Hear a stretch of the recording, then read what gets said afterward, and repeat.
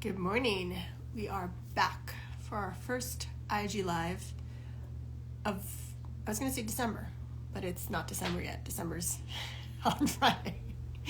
We'll be joining our new studio partner in just a few minutes. So, oh, you're already here, Austin. I see you early. I was just going to introduce you, just do my little ramble, but you're here. So if you want to hop on, we can start a little bit early. It's up to you. I was just introducing you and excited to chat with you and see what you've been up to.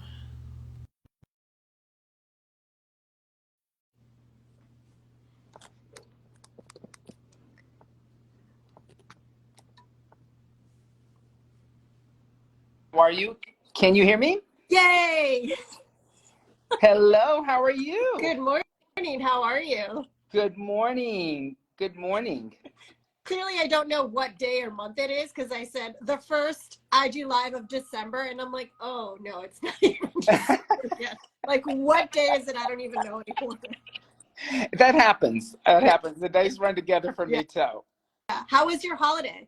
It was excellent. It was very. We had a class. We always do a Thanksgiving Day class. Yeah. Which is nice. A lot of people, it's an odd holiday now. Like a lot of people don't celebrate it.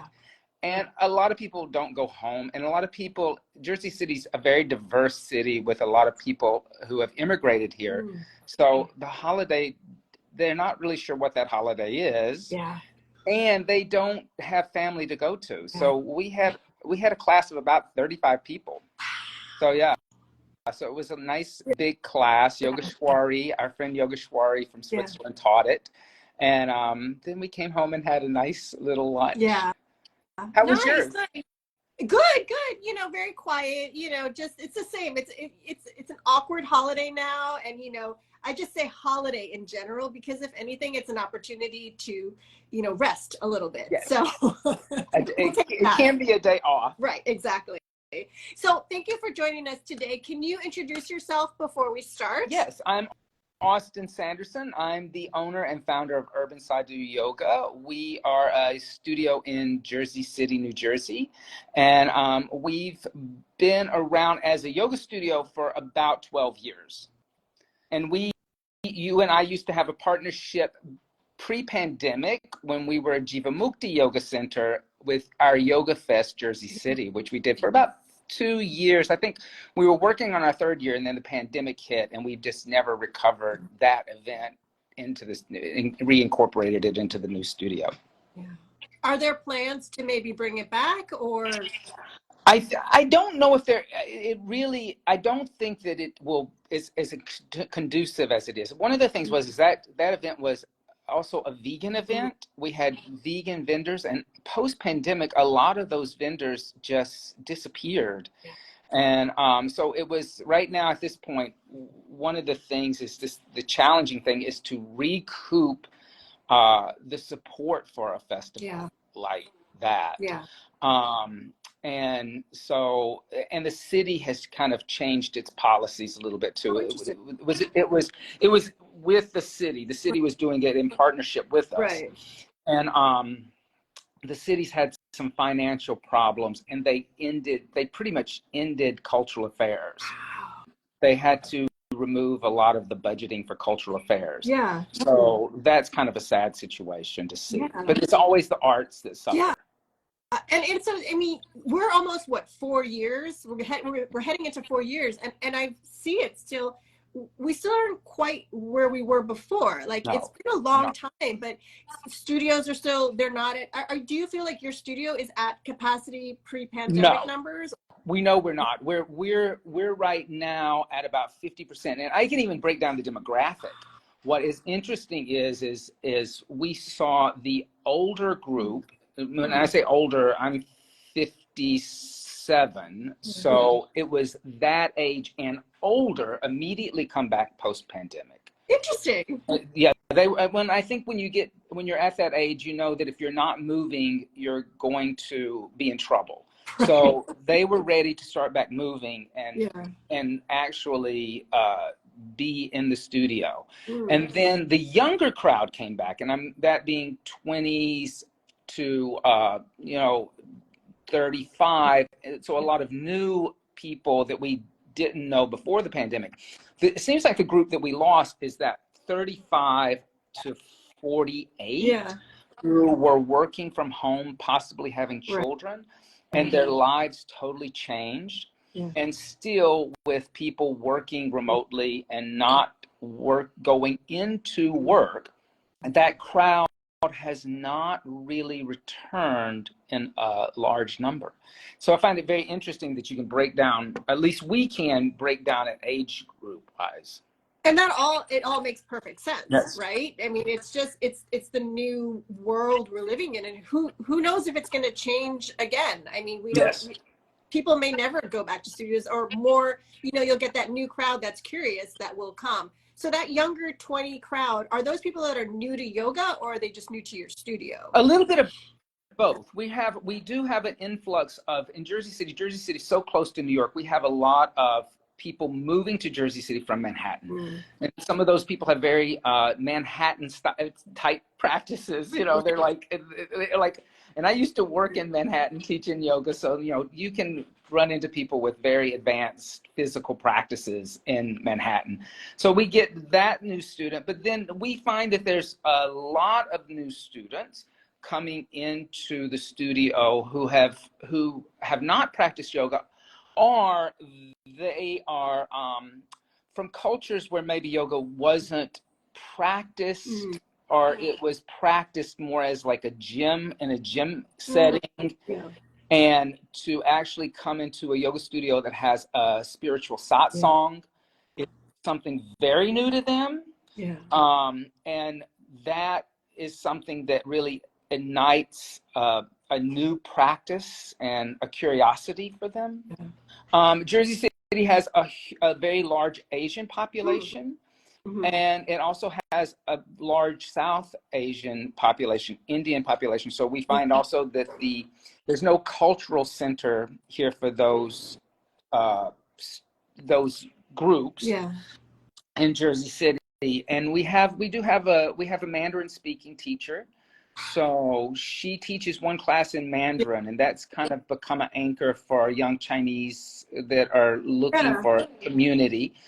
And we also, the Indian population come in, and they kind of go, wow, this is kind of like the way it's taught back home. So, and I love it, because when people talk a lot about accessibility, there's a lot of levels of accessibility in yoga, but I think language is a really important one. I mean, I think that's it's not, no pun intended, it's not talked about enough. No, it's not. Language is a huge barrier. When I started teaching 15 years ago, I think it is, when I would go and teach a class in Manhattan, pretty much everybody in the room, English might not have been their first language, but everybody spoke English. Today, can walk into a classroom, and I may be the only English first speaking person in the room at that given time. And so I find that the way I teach has changed. I find that I have to be physically more animated and kind of gesture more physically, whereas I used to maybe just use verbal cues. And it's a very interesting process. And because we have students sometimes who actually don't speak any English whatsoever. And good for them.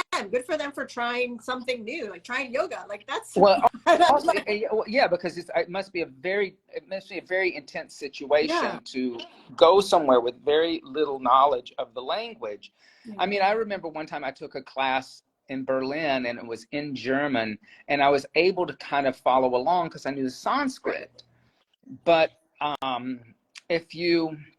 didn't understand any of the cueing that the teacher was giving. Right. But if you imagine if you don't even know the Sanskrit, I had a similar experience. I did a class in Montreal years ago, and it was in French. And it was, I mean, I should have known. I should have, it was going to be in French. And I found myself just looking around a lot, and I had to view myself with other people. And thank goodness I had a strong practice, so I could, you know, adjust myself as needed. But I was just like, oh yeah, like, this is different, you know. But it really changes how you practice. Like a new level of awareness kicks in. Yes. It's like, oh. Yes. Yeah, and I think that's an interesting thing to like try to experiment with, is like going into somebody else's language and having a yoga class and understanding what they are experiencing when they come to your yoga class. I mean, I feel like, you know, just as humans, we get into patterns and practices, and I don't want to say into a rut, but into a way of doing things that's pretty continuous. So as a teacher, how exciting that you get to try all these new different things and ways of teaching. Yes. You know? Yeah. Did you ever imagine when you first started teaching? I mean, obviously no one could predict the pandemic and what that would have happened, but how it would evolve and how your student would evolve. Like, I feel like so many things in 12 years. Yes. I never really thought that we would. I mean, I was trained in Jivamukti yoga and practiced Ashtanga, and I never thought I would leave Jivamukti, you know. So we left Jivamukti during the pandemic, because so much changed, and they closed their satellite studio, and we kind of knew at that point that and there were some things I wasn't really happy with the Jivamukti method. There were some issues, and it gave me an opportunity to kind of address those issues and expand on some teachings that I wanted to expand on and kind of grow personally as a teacher. But one of the main reasons why we also knew we had to leave is once they closed down the satellite in Manhattan, we weren't going to have Jivamukti teachers. You know, we were going to, and people were moving from New York. Yeah. Jivamukti teachers were leaving and going back to Texas or going back to upstate New York where they were from. So we knew we had to be in charge of a teacher training. So the thing that I did during the pandemic is I sat down and I sat down and spent time deep diving into my soul. Like, what is the difference between what they're doing and what I want to see done and what I want to put out there in the world? And I wrote a 300-hour teacher training to start to address how I think that like teachers need to be trained to teach yoga today. Yeah. And I love, and this is a perfect segue to my next question about, you have a training coming up at Omega. And it's a 28-day, and it's in person. Is that correct? In person. In person. I do not believe, I'm going to say this, I do not believe that you can train yoga teachers online. Yeah. I'm sorry. And actually there's an article that just came out. I want to say it may have been in the Washington Post. I haven't read it fully. My partner sent it to me, but it was a study of engineers who are studying online. The amount of information that they're getting from online teacher training. These aren't online Zoom meetings. These are teacher trainings and educational situations on Zoom. They're not getting the information in engineering. Interesting. So we're starting to now study, is this a viable way to actually convey information? So this is a 28-day teacher training in person at Omega, which is very exciting.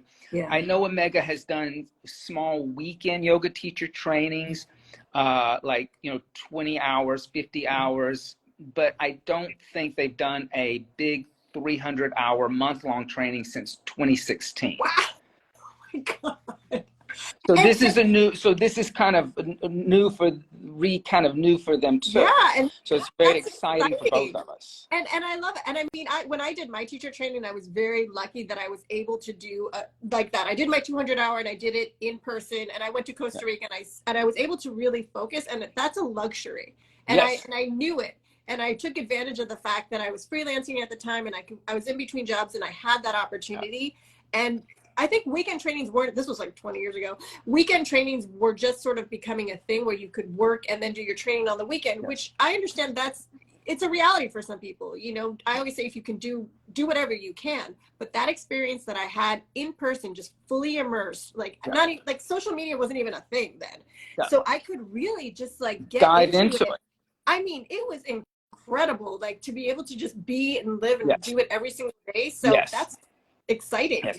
We've done our 300-hour teacher training in-house as a weekend training. And when I do a teacher training, like you spend those 300 hours with the facilitators. Yeah. There's no like, oh, go home and watch this online lecture on the Bhagavad Gita. Yeah. We're in there with you. So 3 months, 300 hours is 3 months of weekend. So that's that. For some people, they're like, wow, that's a long period. I said, well, it's 300 hours. Yeah. And we're not asking you to come to class Right. to fill those hours. I'm not asking you to come to my public open class like a lot of studios will do. They'll add those kind of hours. We're teaching, the facilitators are teaching you in that time that we're together during the weekend. And if I don't see you during the week, that's your time. Right. So it really is a 300-hour teacher training. But that 3 months, I found that some students had a little fatigue and going for 3 months on a weekend. Yeah. So the answer is we partnered with Omega, and we're going to try to do that as a consistent 1 month. And I don't think there's any way to answer everybody's needs, you know. Yeah. And I think that, you know, it's not a reality for some people. They can't do it now. Maybe they can do it later, you know, but I think the fact that it's being offered is a great thing. It's very exciting. And the other thing that's very exciting is Devdutt Panayak is going to be coming from India to be part of the teacher training. I don't know if you know who he is. He's I would call him the right now the hottest Indian mythologist in India right now.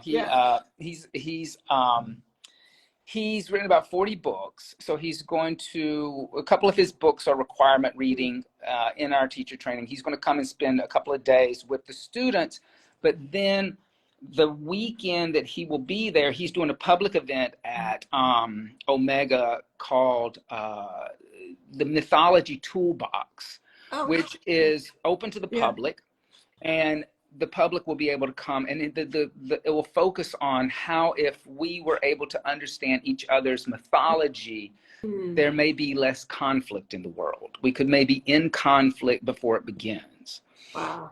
So that's a very exciting thing that he will be part of that teacher training. Yeah, I love that. How do you, I mean, when you were coming up with your faculty for this, how do you even choose? I mean, you have so many options, and it's just, how do you even narrow it down? Who's going to participate in this? Well, I mean, you know, the wonderful thing is that Devdutt and I became friends right after I started teaching yoga. So he had written a couple of books at that point, and I reached out to him. I sent him an email, and we became friends. And then he came and visited us a couple of times when we were at Jiva Mukti Center. I picked Harikirtana Das for Sanskrit because I think he has a wonderful practical Sanskrit study for yoga teachers. Sanskrit's very complicated.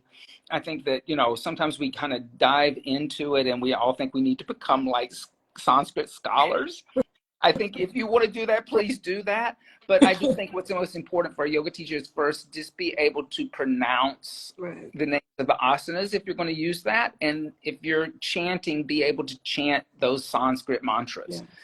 You don't need to read the Devanagari. You don't have to do that right yet. You don't have to write your name in the Devanagari, okay?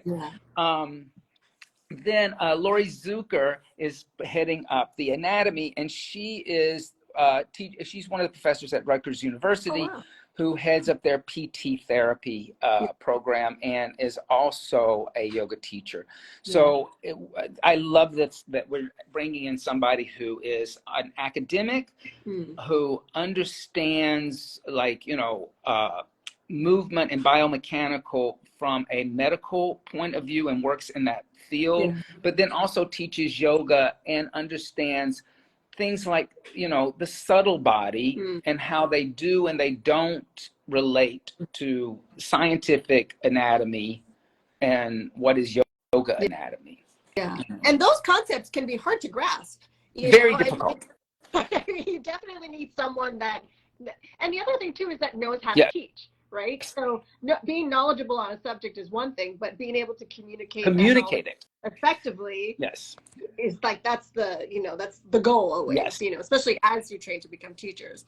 I also always tell people when they're curious about teacher trainings, you know, it's not necessarily to become a teacher. So I feel like they're always a little bit of a misnomer when you call them yoga teacher trainings, because I took a yoga teacher training and I am not a yoga teacher, Right. but it led to other paths and it sparked an interest and a lifelong love for me. Yes. So I always try to share that with anyone that's sort of interested. Like it's a great thing just for a personal growth practice, Yeah. you know, just, it's amazing. I think that like yoga teacher trainings are Westerners' answer to going to an ashram. That's what it, you know, and if we were in a more traditional setting, we would just go to an ashram for a month and study and just practice and, you know, not come out with any expectation of that there was anything but deepening our own practice in that time period. But I think that Western culture, we're so goal oriented. Yeah. You know, that people feel that they need to that piece of paper at the end, even if I don't ever plan on teaching a yoga class, it means something to them that they achieve that goal. And so yoga teacher trainings have become the answer to the ashram. Yeah. And I'm so curious, like I never thought about it before. Like, how did it even start? Like, when was the first in the US? When was the first yoga teacher training? You know, we should do a whole separate discussion about this. I want to be clear about this for all people who are interested in yoga teacher trainings. In America, you need no certification to teach yoga.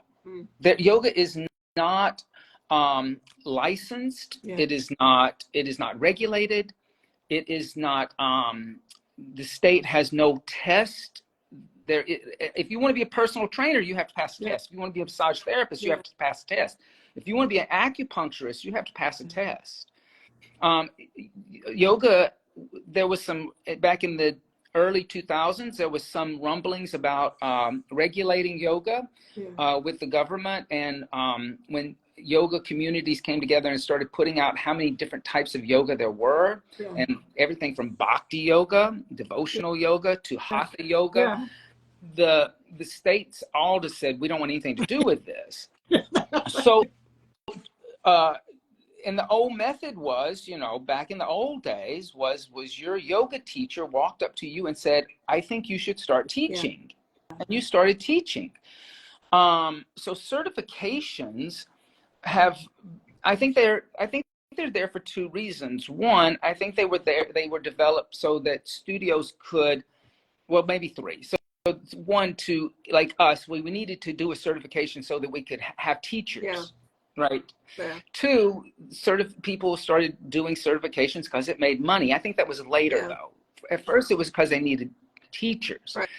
Then, three, I think that a certification, like I said, the goal-oriented nature of Western thought is that it gives the new teacher confidence that they learned something.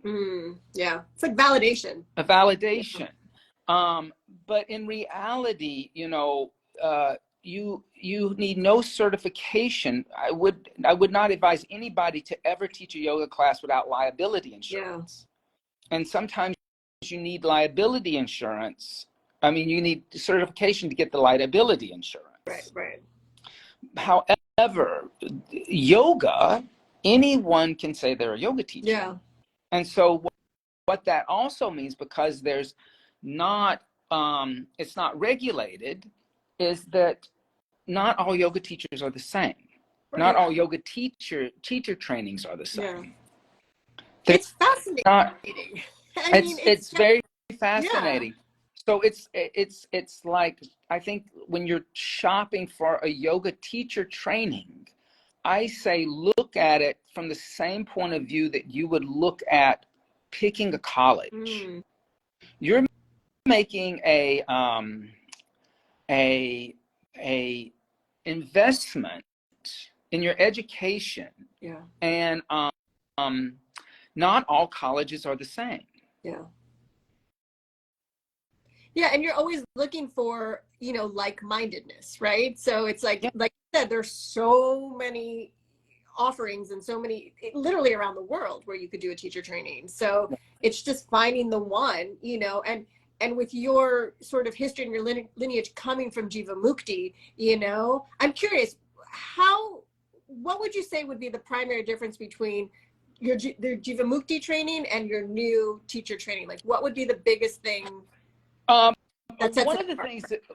of the things that probably has changed is some of the focus has shifted on a spiritual side, the problems that we are having in American culture with racism, sexism, human problems. I'm always going to be grateful to Jivamukti for helping me to understand veganism and from the point of view of animal suffering, because I feel like that allowed me to become a more compassionate person. But I also think that sometimes Jivamukti wasn't very good at answering or having a good solution when human suffering was addressed within their system. Right. So I approach these two issues differently.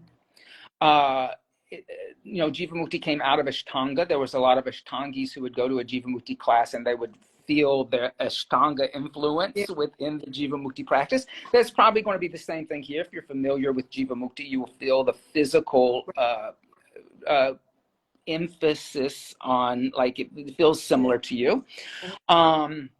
We also developed some class types because Jivamukti was a very like rajasic, hot, you know, movement oriented, like coming out of Ashtanga, it was a very slightly aggressive. We developed some class types.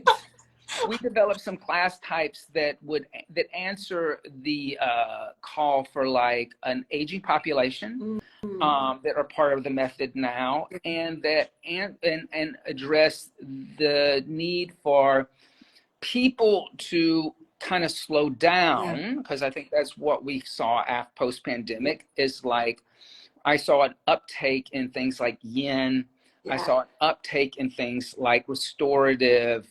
So we developed a class type, which is very popular here, called Triguna, where it's 25 minutes of a vinyasa, no chaturangas, but then 25 minutes of yin, but then 25 minutes of pranayama and meditation. Wow. And that's become a very popular class type. And I even see some students who have those very type A practices coming to it and really appreciating it, because the mindset is different. They need to have that kind of stillness practice addressed. Yeah. How has your personal practice changed over the years, or has it even? Interesting. Yeah. My personal practice, I still try to practice. I mean, as I've gotten older, there's just things that are harder for me to do. I'm not going to lie. But I still try to move. Like, I believe that, like, you know, if you don't move it, you'll lose it. Yeah. What I did notice is, you know, when I started practicing yoga, my first yoga class was at a gym with a Jivamukti teacher. And I said, after I practiced with him for a year, I said, I'm never going to lift another weight in my life. And I stopped lifting weights and only practiced yoga. And then the pandemic hit, and we were, of course, isolated, and it was just kind of this self-practice, which is just not the same as having a teacher kind of like giving you a little nudge and saying, come on, like, can you like work on that forearm stand a little longer? I felt I had lost a tremendous amount of muscle and strength. I had to go back to the gym, and I had to start lifting weights. Yeah. So I had to, so I found that as I've gotten older, I've had to re-add in weight resistant training. It's so fascinating to me. I feel like it's the same for me. You know, I've noticed when I first started practicing, it was vinyasa, vinyasa, vinyasa. You know, Yeah. that was, if it wasn't vinyasa, it wasn't yoga to me. And Yeah. as I've gotten older, and especially like you mentioned, post-pandemic and just this reshifting of everything, I just turned 50 last month, and I was like, oh, hello, achy knee. You know, like Yes. it's so interesting to me how my personal practice has also evolved, which is something I never thought would happen. Yeah. You know, and it's here we are, and it's okay. Yes, it's okay. It's okay that it changes, and it's okay that you may have to, like, you might want to look into like adding something into your physical practice besides yoga. Yeah. That yoga, like the yoga may not be the answer, like to satisfy all that your body needs physically. Yeah. And And that how was just, beautiful that the and for, practice, one of the things that encourages us to do is to reflect and to look at the body and see, okay, that's not working. This is working. This needs to be shifted, you know, and once we do that, we can, you know, there are some things that need to be stronger in my body. I completely agree. And I've been walking more, you know, doing a lot more things that I just never did before, because the body is, it's talking to me. As my mom says, it's talking to me. It's not whispering anymore. It's a slight scream, but you know, listening to it, and you know, a lot more restorative yoga and a lot more just calmer practice. Like it's amazing to me. It truly is amazing. And who knows in like 10-15 years what we'll be doing, right? What our bodies will be asking for in that point. Like it's fascinating. and for my, and adding into my yoga practice, I probably added in much more pranayama, which is something that during the pandemic I kind of buckled down, because I always felt my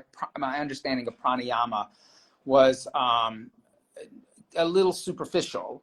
So during that pandemic time, I really spent a year studying pranayama and working with some pranayama teachers. And so I have added more pranayama, and I think that's probably out of the American practice. I can't speak about what's going on in Europe, but I think what's lacking out of most of the things that are being taught right now is a true understanding of pranayama.